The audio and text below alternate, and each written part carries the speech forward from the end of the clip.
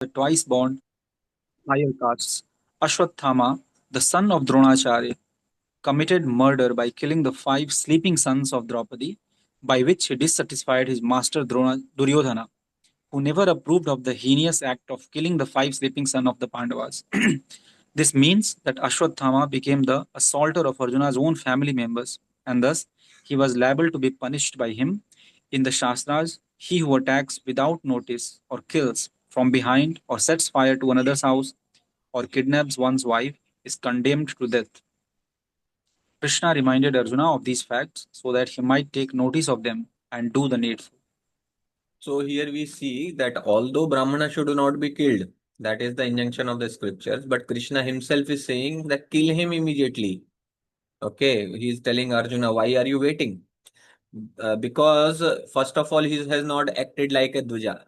Dvija means Brahmana. Dvija means one who is born two times. First, when he is born naturally, and second, when he is given actually the Yagyupavit thread. He is initiated actually. So that is the second birth. In our sampradaya also, when we get initiation, it is considered the second birth. Automatically, we get another spiritual birth. So those he has acted in such a way in which the Dvijas or Brahmanas they don't act actually. So he has killed the sleeping sons like that. He and in future also, and now he tried to kill everyone by throwing Brahmastra, and then later also he will try to commit murder. So even Duryodhana, though Duryodhana was so irreligious person and he was so inimical towards the Pandavas, but still he had that at least that much sense of morality that he didn't want to kill the sleeping sons, sleeping kids, basically. And this Ashwathama did not deter even from that. Ashwathama actually killed all of them. So from all the front अगर शास्त्रिक injunctions के अनुसार भी देखेंगे तो Ashwatthama was liable to kill.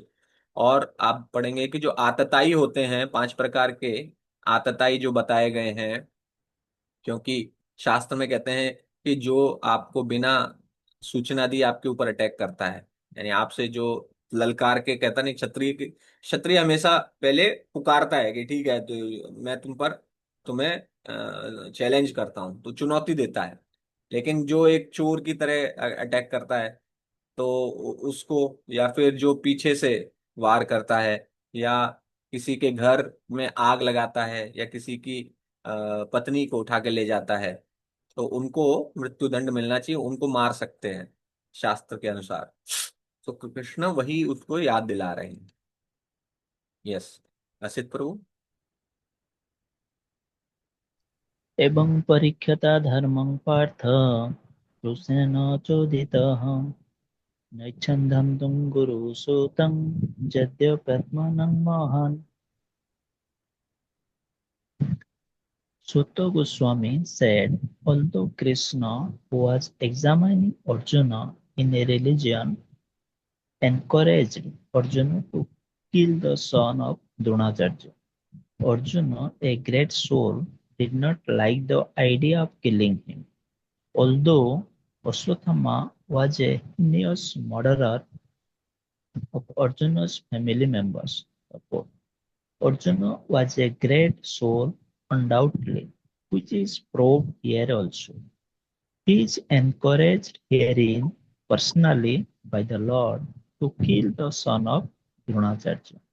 But Arjuna considers that the son of his great teacher should be spared, for he happens to be the son of Dronacharya, even though he is an unworthy son, having done all sorts of heinous acts whimsically for no one's benefit.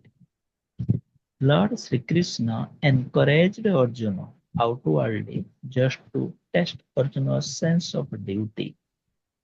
It is not that Arjuna was incomplete in the sense of his duty, nor was the Lord Krishna unaware of Arjuna's sense of duty, but Lord Krishna puts to the test many of his pure devotees just to magnify the sense of duty. The gopis were put to such test as well. Prahlad Maharaj also put to such a test. All pure devotees come out successful in the respective test by the Lord.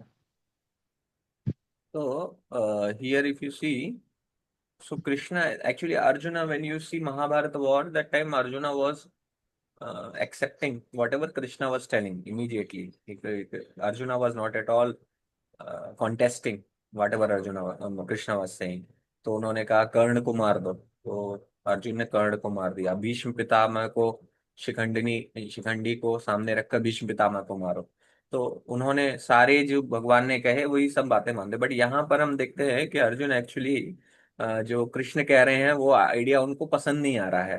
And तो भगवान कभी कभी अपने भक्तों का इसी प्रकार से टेस्ट लेते हैं कि आपका सेंस ऑफ मोरालिटी। जैसे युधिष्ठिर से जब भगवान ने कहा था कि शंख कि आप जो बोल दो कि अश्वत्थामा मर गया है, जब द्रोणाचार्य को मारने के लिए उन्होंने कहा था बोल दो कि अश्वत्थामा मर गया है, तो क्योंकि द्रोणाचार्य का मोह बहुत अधिक है अश्वत्थामा के साथ, तो वो अपने अपने शस्त्र त्याग देंगे।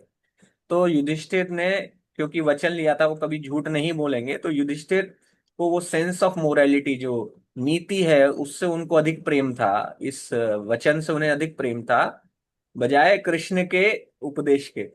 तो उस सेंस में ये कहा जाता है क्योंकि उन्होंने कृष्ण की आज्ञा को पूर्णतः नहीं माना। उन्होंने बोला तो कि अश्वत्थामा मर गया है, बट उन्होंने आगे ये भी लगाया कि हाथी मरा है या व्यक्ति मरा है, ये पता नहीं। तो जब उन्होंने ये बोला उस समय भगवान ने शंख बजा दिया था।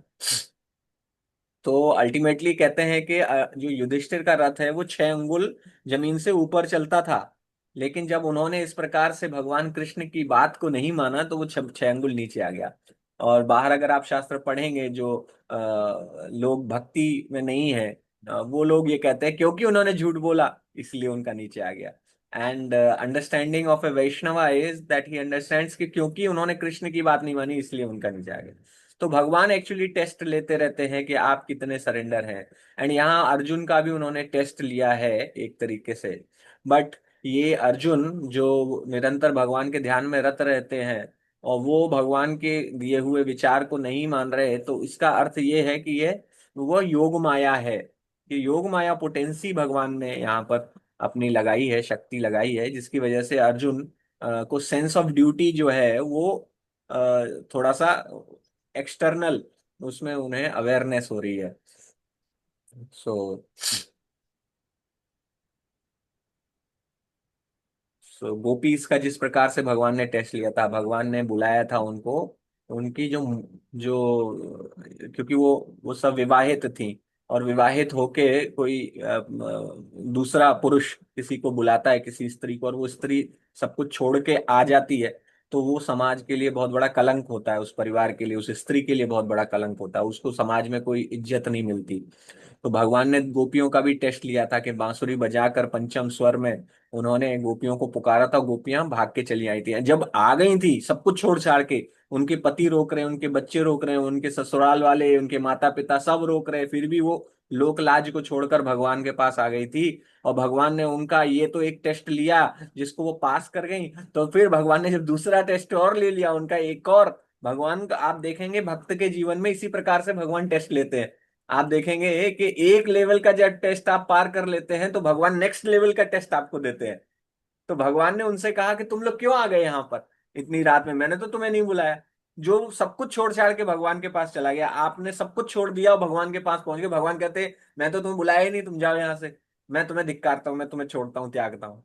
तो ऐसा जब अगर भगवान कह दें तो क्या ही रह जाएगा भक्त के मन में, कैसा वो रहेगा, कितना दुख लगेगा।